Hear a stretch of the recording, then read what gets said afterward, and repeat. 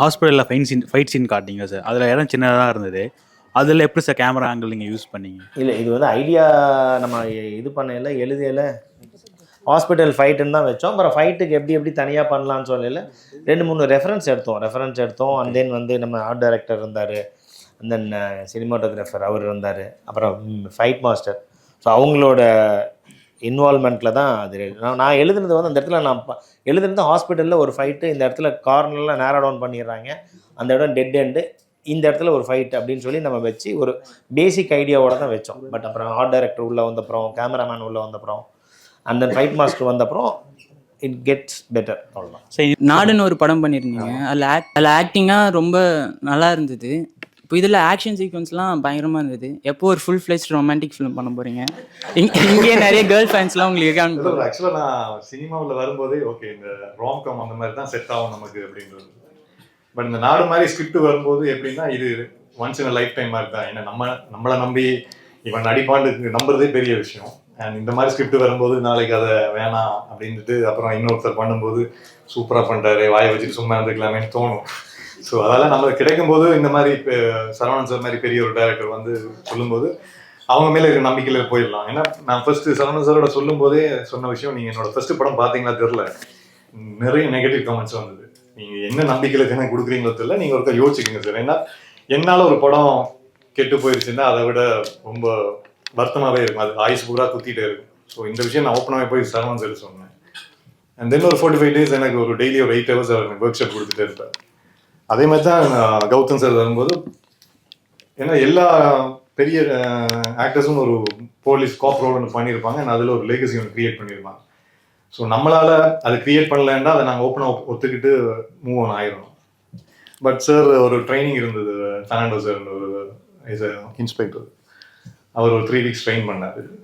அவர் எப்படி ட்ரெயின் பண்ணாருன்னா, எனக்கு சினிமாலாம் தெரியாது, நான் ஒன்றும் ஒரு நார்மல் எஸ்ஐ எப்படி ட்ரெயின் பண்ணுவோம் அப்படி தான் ட்ரெயின் பண்ணேன். ஸோ மார்னிங் ஒரு 4 o'clock இருக்கும், 4 o'clockலேருந்து 9 o'clock வரைக்கும் சல்யூட்டே ஒரு 100 தரம் அடிச்சிருப்பேன். அது ஏதோ இப்படி பவுன்ஸ் ஆகணும்னு சொல்லிட்டு.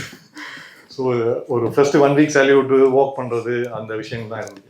ஸோ நம்மளால நமக்கு அந்த கேரக்டருக்கு எவ்வளோ உண்மையாக இருக்கணுமோ அவ்வளோ உழைப்பை போட்டால் மிச்சத்தை டைரக்டர் சார், எடிட்டர் சார் எல்லாரும் பார்த்துப்பாங்க.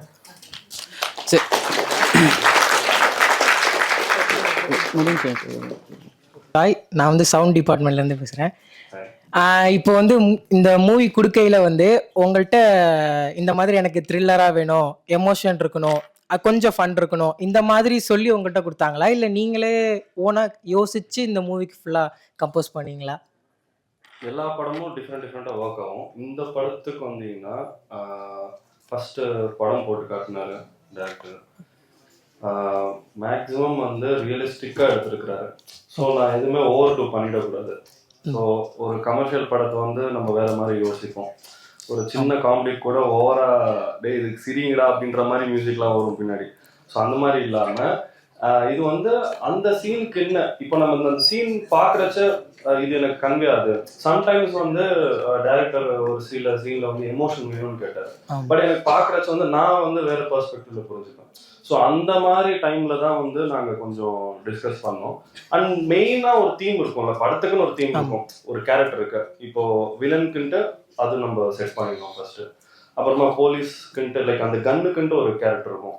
ஸோ கன்னு எப்போ பார்த்தாலும் நீங்கள் அந்த கன்னு காண போச்சுன்னா ஒரு மியூசிக் வந்துகிட்டே இருக்கும். ஸோ அந்த மாதிரி நம்ம ஃபர்ஸ்ட்டு படத்தை புரிஞ்சுக்கணும். அப்புறம் அந்த படத்தில் எந்தெந்த கேரக்டருக்கு என்னென்ன மியூசிக் தேவைப்படுது அப்படின்றது நம்ம நோட் பண்ணிக்கிட்டு அப்புறமா நம்ம டைரக்டர் சாரோட டிஸ்கஷன் வச்சுட்டு அப்படி பண்ணுறது தான். இப்போ பொதுவாக நீங்கள் ஒரு மூவி பார்க்குறீங்க அப்படின்னா அதில் என்னென்ன எமோஷன்ஸை வச்சு நீங்கள் மியூசிக் கம்போஸ் பண்ணி என்னென்ன ஃபீலிங்ஸ் அப்படி?